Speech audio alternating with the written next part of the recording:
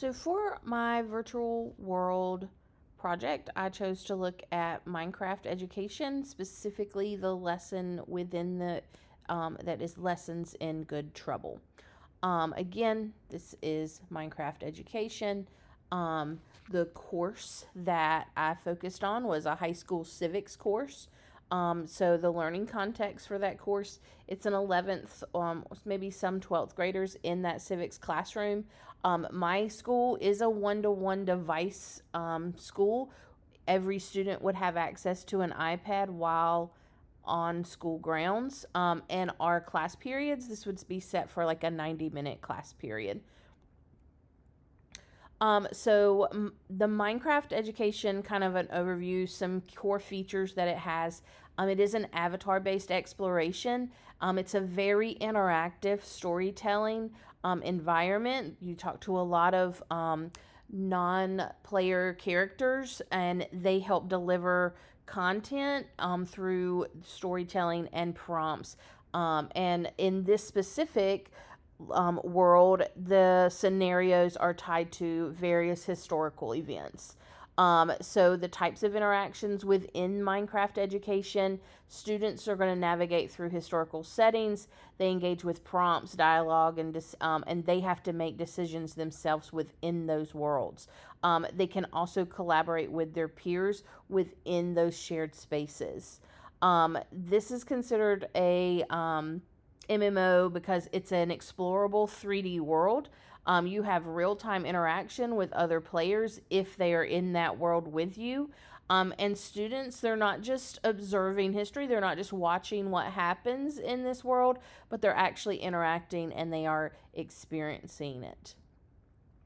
And this is my demo.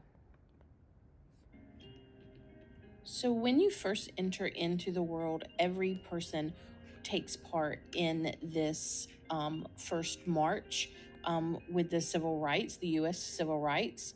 And it just is a NPC character, the librarian who will come into play later, is kind of talking to you about her experience participating in some civil rights marches.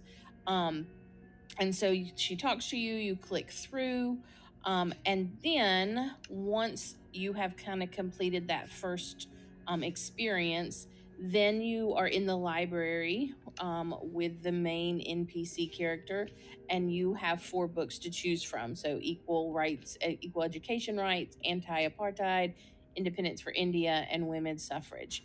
So, you can select which story you would like to go into next, and then from there you it tells you when and where, what year, and then you will meet some famous historical figures, um, depending on which story you've chosen.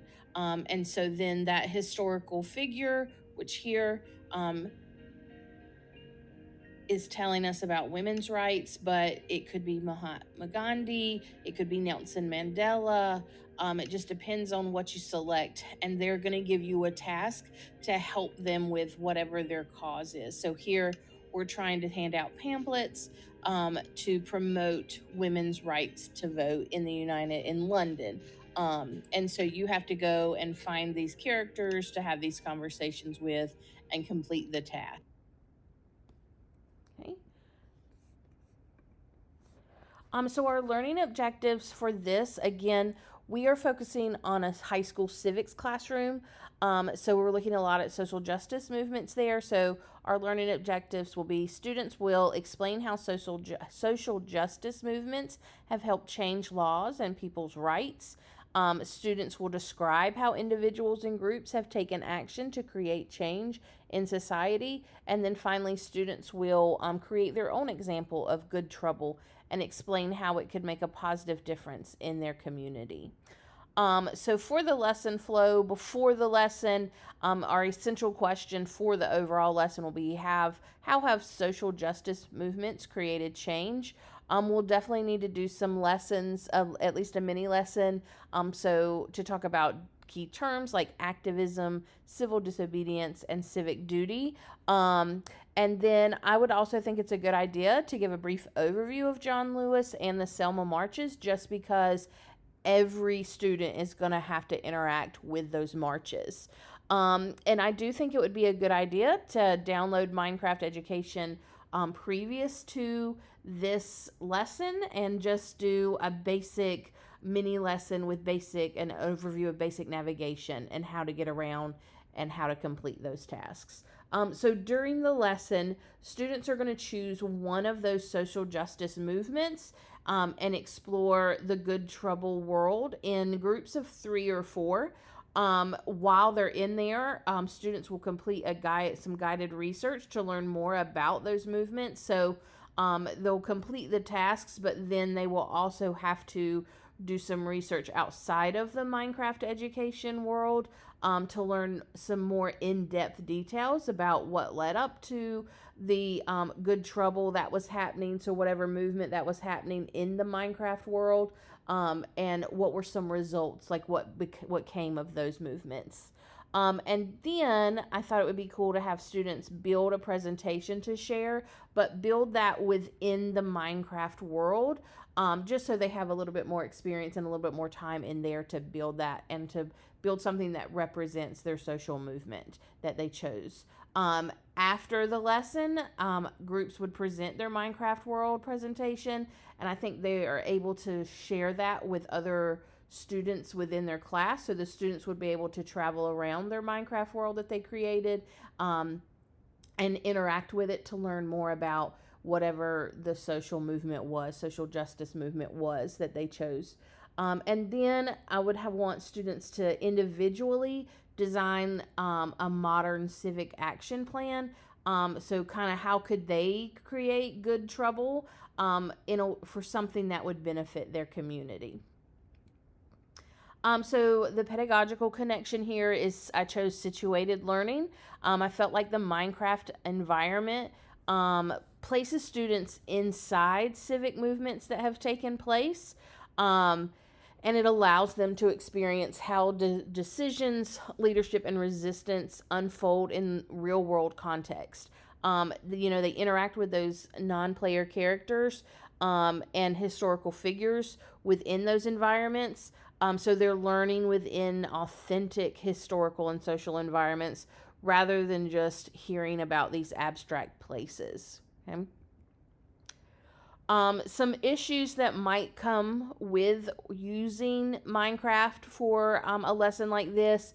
I feel like the distraction of being in Minecraft might be an issue for some students. They may want to focus on that gameplay rather than what is the content they're trying to get from that world.